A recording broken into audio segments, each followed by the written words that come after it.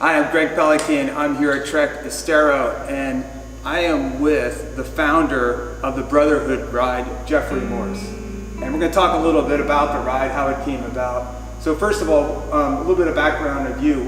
What is your daytime job? My daytime job is I'm a full-time firefighter paramedic for North Collier Fire Department. Been there for 18 years now. It's a great job. Awesome.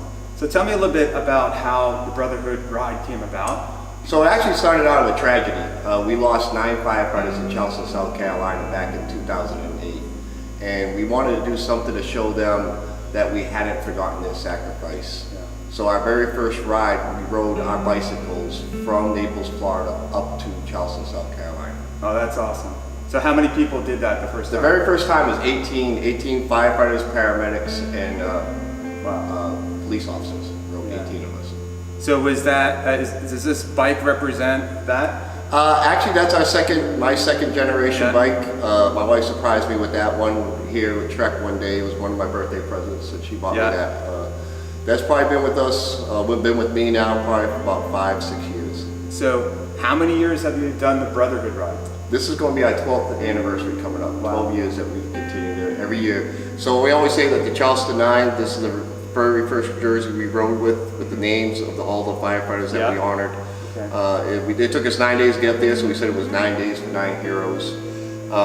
And then what we did over here was, that really was going to be the only time we were going to do it. We were never going to do it again.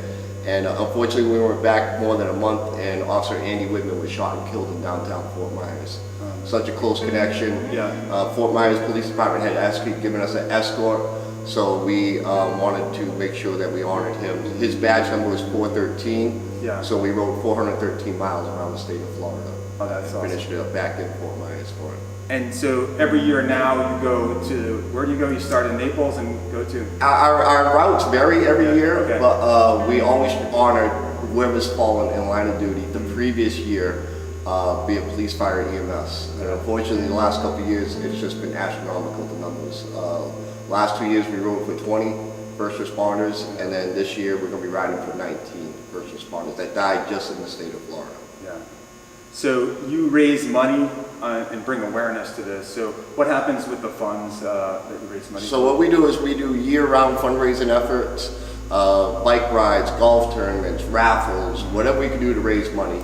And except for the cost of putting on the actual ride, whatever we need for gas and fuel and vehicles and stuff like that, all of the money is donated straight to the victims' families. So we make sure that we hand deliver a check, we never send anything in the mail, we'll actually go back, because a lot of the families we've had visited on the ride, that's where they really get the emotional support. They'll see first responders. So you actually stop at their house, or? Oh, we usually stop at the fire station or something like that, where their loved one used to work, and we'll ride in and the families will be there. That's great. They get to see that there's first responders throughout the country now honoring their husband who we never even met, or their wife that we never even met. So really nice cause. Well, after that, we'll go back and we'll hand deliver them a check, meet with them again personally, and make sure they get the funds right in their hands.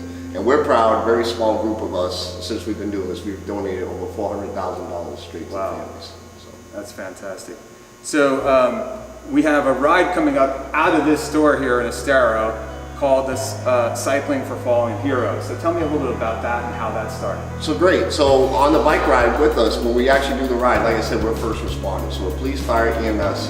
When we're doing this annual memorial ride, where we're meeting with the families, and we always say you have to wear a badge to be on the ride. I mean, it's always been geared towards first responders to meet with the families, because it's very personal. When you have a line of duty death and you have first responders, we as first responders have made a promise almost to that family that we're going to honor these guys properly. So when we ride in, it's a big deal for the first responders to be with them.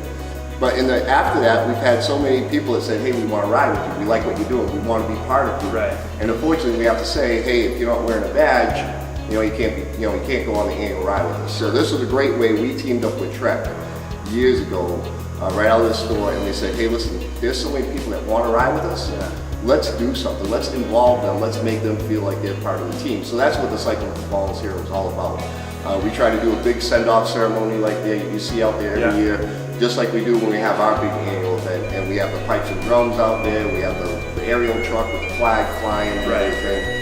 And we really try to make sure that the people that come down to people to ride, not only enjoy the ride, but understand the meaning behind it. You know, we play Amazing Grace. We read the names of who we're honoring before we ride, and we have a lot of first responders that come and do the Cycling for Fallen Heroes event out of Trek, and they do it just to honor their brothers.